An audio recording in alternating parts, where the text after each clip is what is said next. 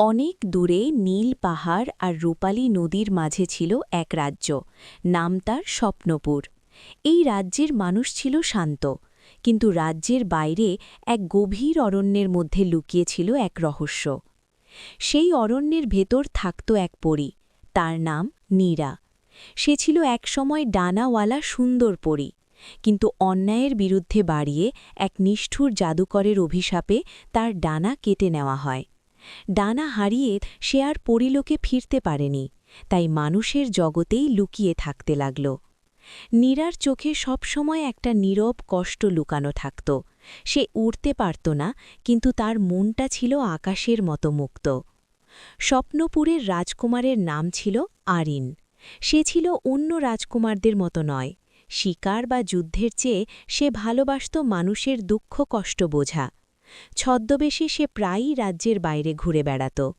একদিন সে অরণ্যে ঢুকে পথ হারিয়ে ফেলল। হঠাৎ সে দেখল একটি মেয়ে আহত হরিণের পায়ে ওষুধ লাগাচ্ছে। মেয়েটির চোখে অদ্ভুত আলো আর মুখে অদ্ভুত শান্তি। আরিন জিজ্ঞেস করল, তুমি কে? নীরা একটু হেসে বলল, আমি শুধু এক ডানাকাটা পড়ি। আরিন প্রথমে ভাবল সে মজা করছে, কিন্তু যখন সে নীরার পিঠে ডানার ক্ষতচিহ্ন দেখল, তার বুকটা কেঁপে উঠল। বন্ধুত্ব থেকে ভালোবাসা। এরপর আরিন প্রায়ই অরণ্যে আসতে লাগল। নীরা তাকে গাছের ভাষা, নদীর গান আর নীরবতার মানে শেখাত। নীরা বলত, ডানা থাকলেই উড়তে হয় না, মন ভালো হলে মানুষ এমনিতেই ওড়ে।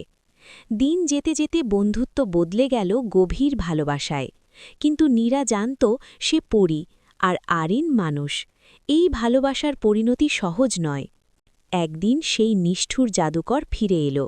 সে জানতে পারল ডানা কাটা পরী এখনও বেঁচে আছে।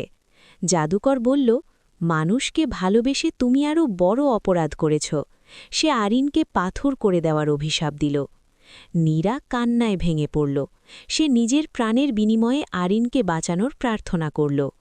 পরীলোকের রানী নীরার ত্যাগ দেখে মুগ্ধ হলেন। তিনি বললেন, যে পরী নিজের সুখ ছেড়ে ভালোবাসাকে বেছে নেয় সে অভিশপ্ত নয়, সে আশীর্বাদ। এক ঝলক আলোয় আরিন আবার মানুষ হয়ে উঠল। নীরার ডানা ফিরে এলো। কিন্তু রানী একটি শর্ত দিলেন, নীরা চাইলে পরীলোকে ফিরতে পারে, অথবা মানুষের জগতে থেকে ডানা হারাতে পারে। নীরা আরিনের দিকে তাকাল। আরিন বলল, ডানা না থাকলেও তুমি আমার আকাশ। নীরা হাসল আর নিজের ডানা ঝরে পড়তে দিল স্বেচ্ছায়। নীরা মানুষ হয়ে গেল, আরিন রাজা হল। তারা একসাথে এমন রাজ্য গড়ল যেখানে ভালোবাসা ছিল আইন, দয়া ছিল শক্তি আর ত্যাগ ছিল সত্যিকারের জাদু। আজও বলা হয়, স্বপ্নপুরের আকাশে হঠাৎ যদি সাদা পালক উড়ে যায়, জেনে নিও ডানা কাটা পুরীর ভালোবাসা এখনও উড়ে বেড়ায়।